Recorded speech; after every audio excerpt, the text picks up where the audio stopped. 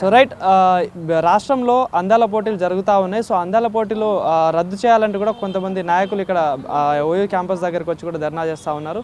So అందాల పోటీలు అనేది మన సాంప్రదాయం కాదు, దాన్ని కంపల్సరీ రద్దు చేయాలంటే కూడా దాంతోపాటు కొంతమంది బీఆర్ఎస్ నాయకులు కూడా రావడం జరిగింది. సో మాట్లాడే ప్రయత్నించడం మేడం, ఎందుకు అందాల పోటీలకి రద్దు చేయాలని మాట్లాడుతూ ఉన్నారు?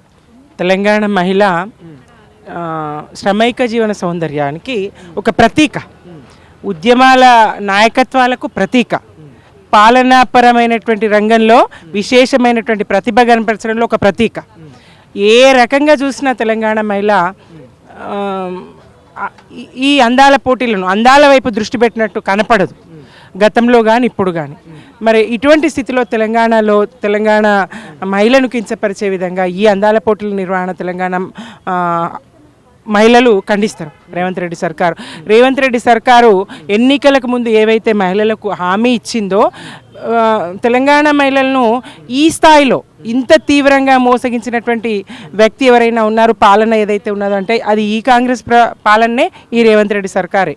తెలంగాణ మహిళల్ని మోసగించి ఎంత తీవ్రంగా అంటే ఎన్నికలకు ముందు ఎన్ని హామీలు మహిళలను ఉద్దేశించి, మహాలక్ష్మి పథకం పేరుతోనే మహిళల్ని నిలువునా మోసం చేసినటువంటి రేవంత్ రెడ్డి సర్కారు. మరి తెలంగాణ మహిళ ఎట్లా సహిస్తుంది? అందాల పోటీలను ఎందుకు పెడుతున్నావు? కారణం ఏంటి?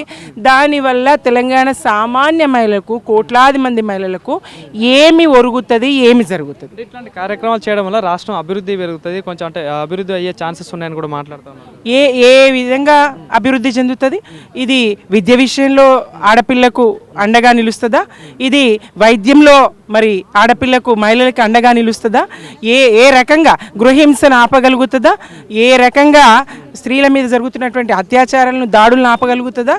ఏ రకంగా మహిళలకు ఈ అందాల పోటీల వల్ల ఏం ఒరుగుతుంది చెప్పగలదా రేవంత్ రెడ్డి సర్కారు? ఈ ప్రభుత్వాన్ని తెలంగాణ మహిళ తప్పకుండా ప్రశ్నిస్తుంది.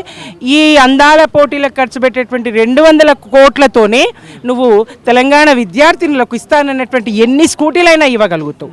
మరి ఆ స్కూటీలు ఇవ్వడానికి నీ దగ్గర నిధులు లేవంటావు. ఈరోజు నువ్వు తెలంగాణ మహిళకి ఇస్తానన్నటువంటి 18 సంవత్సరాలు నిండిన ప్రతి మహిళకు 2,500 ఇస్తానన్నావు, ప్రతి మొదటి తారీఖున ఖాతాలో వేస్తానని చెప్పినావు. మరి ఈ 200 కోట్లతో నువ్వు ఎంతమంది మహిళలకి నువ్వు ఆ పెన్షన్లు ఇవ్వగలుగుతావు? స్త్రీల ప్రగతి కోసం, స్త్రీల అభివృద్ధి కోసం, స్త్రీ విద్య కోసం ప్రత్యేకించి నువ్వు ఏమీ చేయకుండా, ఇచ్చిన హామీలు నెరవేర్చకుండా, ఇవాళ బస్సుల సంఖ్య పెంచకుండా, స్త్రీలు సికలు పట్టుకొని కొట్లాడుకునే విధంగా నువ్వు తెలంగాణ మహిళను కించపరుస్తూ మళ్ళొక్కసారి అందాల పోటీల పేరుతోని స్త్రీని అంగడి సరుకుగా చూపించేటువంటి ప్రపంచ దేశాల సుందరీమణులను తీసుకొచ్చి, అందగత్తెలని చెప్పి తీసుకొచ్చి, అందం అనే దానికి నిర్వచనం ఏంటి అసలు?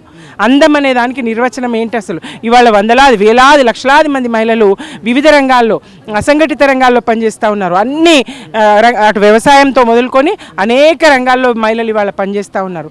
వాళ్ళందరూ అంతేకాకుండా ఇవాళ తెలంగాణ నుంచి మాలవతి పూర్ణ ఎవరెస్ట్ని అధిరోహించగలిగింది. అట్లాంటి మట్టిలో మాణిక్యాలకు నువ్వు ఇచ్చే ప్రోత్సాహం ఏంటి? మరి ఏ అందంతో మాలవతి పూర్ణ ఎవరెస్ట్ని అధిరోహించగలిగింది? ఏ అందంతో ఇక్కడ తెలంగాణ మహిళలు వివిధ రంగాల్లో ప్రతిభను కనబరుస్తూ ఉన్నారు? ఏ అందంతో ఇవాళ సునీత విలియమ్స్ అంతరిక్షాన్ని వెళ్ళి రాగలిగింది? అందమే ప్రమాణం కాదు మహిళ ఎదుగుదలకు. శాస్త్ర సాంకేతిక రంగాల్లో మహిళ ముందుండే విధంగా, మహిళ ఆరోగ్యాన్ని పరిరక్షించే విధంగా ఏ స్త్రీ దృఢంగా ఉంటుందో, ఏ స్త్రీ ఆరోగ్యంగా ఉంటుందో ఆ స్త్రీ సరిగ్గా ఆలోచించగలుగుతుంది. ఆ కుటుంబం మరి సమృద్ధిగా ఒక సుభిక్షంగా ఉండగలుగుతుంది. అటువంటి కుటుంబాలు ఉండాలి, అటువంటి రాష్ట్రం ఉండాలి.